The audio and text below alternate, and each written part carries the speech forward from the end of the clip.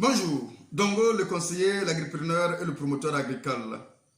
Ici, on parle d'agripreneuriat, ici, on parle des techniques de culture, ici, on parle des techniques de culture, bien sûr, qui nous permettent d'optimiser notre résultat.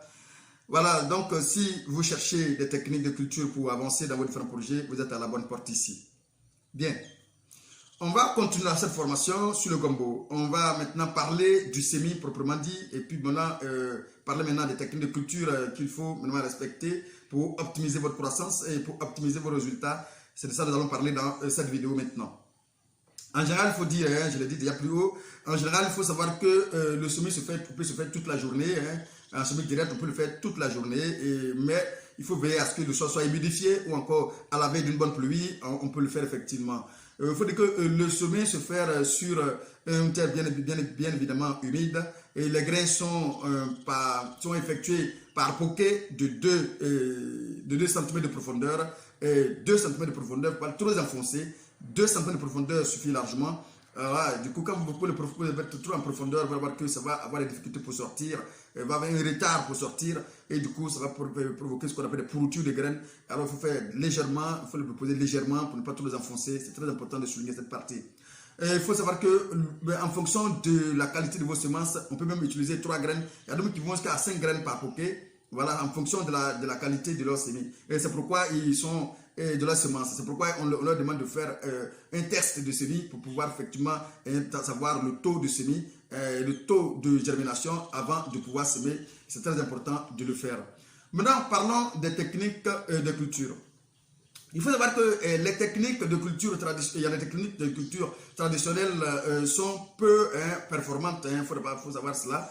Pour ceux qui veulent faire vraiment cette culture, il faut savoir que les techniques de culture traditionnelles sont peu performantes et même peu intéressantes, bien évidemment. C'est pourquoi nous développerons plutôt des techniques de culture très améliorées et je dirais très améliorées bien sûr et intensives qui sont vulgarisées pour la plupart pour les grandes structures de nos différents pays. Par exemple, chez nous, c'est la CNRA qui nous donne cette technique pour pouvoir effectivement les utiliser pour rentabiliser nos différentes cultures. Mais en général, on va distinguer 4 phases principales effectivement du cycle végétatif du gombo. Il y a la levée qui dure entre 3 à 5 jours à partir du semis. Il y a la phase végétative au cours de laquelle la tige principale s'allonge et les branches naissent effectivement et se développent bien évidemment. Voilà. Et cette phase peut durer 30 à 40 jours, ça dépend de la variété que vous avez choisie en fonction du cycle de la variété que vous avez choisi bien évidemment. Il y a la phase ce qu'on appelle la phase de fructification. Elle dure entre 20 à 30 jours. Elle comporte la floraison, elle comporte la capsulation, elle comporte la maturation des fruits, bien évidemment. Et bien évidemment, il y a la phase de récolte qui elle a lieu pendant 20 à 30 jours et intervient 60 à 80 jours après le semis, selon effectivement les variétés que vous avez choisi de cultiver. Il faut savoir qu'il n'y a généralement pas de pépinière. Il faut savoir, il n'y a généralement pas de pépinière, effectivement. Le semis se fait directement avec des graines sélectionnées. Voilà, avec des graines sélectionnées.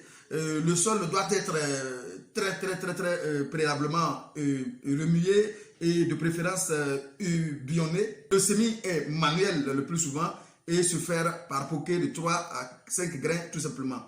Les écartements sont de 90 à 1 mètre entre les lignes. Ces écartements donnent une densité, je dirais plutôt de 17 000 à 40 000 poquets par hectare et nécessitant effectivement environ de 7 à 10 kg de graines de semences effectivement. Le démarrage consiste à éliminer les plants, tout simplement, les plants peu vigoureux par poquet. Et si toutes les graines sont effectivement ont germé, il faut éliminer effectivement les plants qui sont squelettiques, les plants qui sont plus vigoureux, tout simplement. Bien. L'opération va durer pendant au moins 10 jours. L'opération du démarrage va durer pendant 10 à 15 jours après le semis. Après le démarrage, il ne doit rester que effectivement après le démarrage, il ne doit rester qu'effectivement 2 plants par coquet, soit une densité de 80 000 pieds par hectare. Alors, on va parler maintenant de la phase d'entretien. L'entretien ne se limite pas seulement à le désherbage tout simplement, ou encore pour éliminer les mauvaises herbes tout simplement. L'entretien consiste effectivement à respecter un certain nombre de principes, voilà, de processus effectivement, pour pouvoir permettre de mettre la plante dans les conditions optimales effectivement de développement et de rendement. Mais il faut savoir que le désherbage se trouve indispensable pour la meilleure rentabilité. Car les plants effectivement ne doivent pas rivaliser avec leur nourriture avec les herbes. Et les herbes aussi, étant des foyers de parasites, ne doivent pas aussi être présentes pour éviter que les parasites se cachent dedans pour se multiplier. Et du coup, la multiplication de ces parasites-là va nuire bien évidemment à la croissance et au développement de votre culture. Voilà, donc vous dites que le désherbage effectivement peut être manuel ou chimique. Il y a certaines personnes qui décident de faire le désherbage chimiquement, mais en principe le désherbage peut être manuel ou chimique. En fonction de la taille de la parcelle et de la disponibilité de la main d'œuvre, on choisit la technique de désherbage que nous allons effectuer, bien évidemment. Alors, si je vous conseille bientôt, si il y a la main d'œuvre disponible, d'éviter d'utiliser les herbicides pour effectivement votre culture. Si la main d'œuvre est disponible, utilisez la main d'œuvre manuelle pour le faire. Alors, en culture traditionnelle, il y a le sarclage qu'on effectue qui semble être très efficace. Le sarclage va permettre effectivement de remuer le sol carrément. Et c'est pourquoi le désherbage manuel semble effectivement le plus efficace. Parce qu'en relabourant carrément le sol, les éléments minéraux se reconstituent, les éléments minéraux se font face et effectivement on va se mettre à la disposition des racines bien évidemment. Et c'est pourquoi le désherbage manuel est vraiment l'idéal si vous voulez faire votre culture du gombo.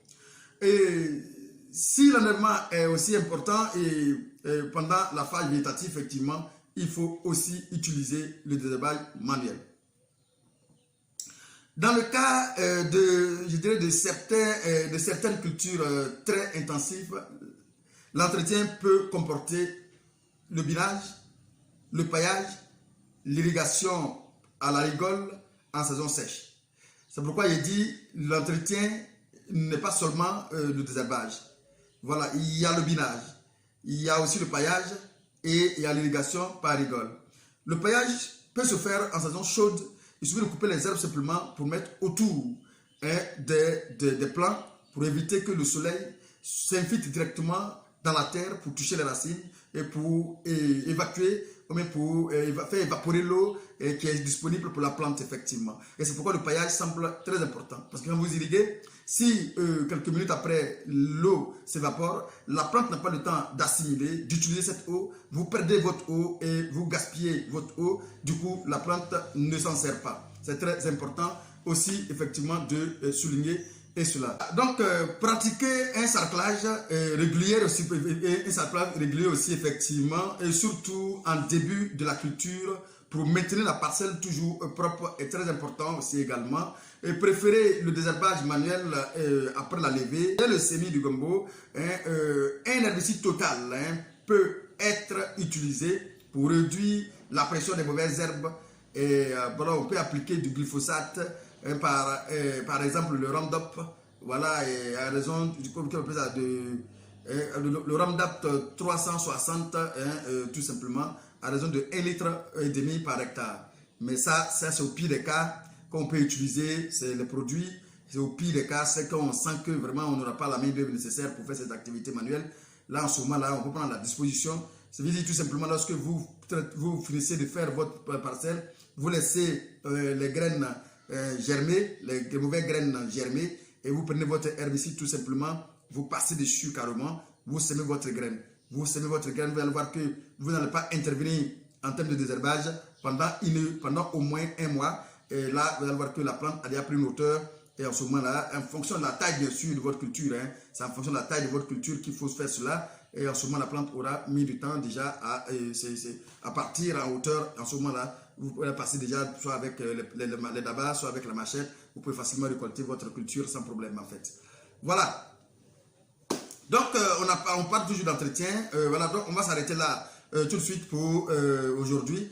Et on va revenir sur la formation par la suite. Et à bientôt pour la suite de votre formation sur le gombo.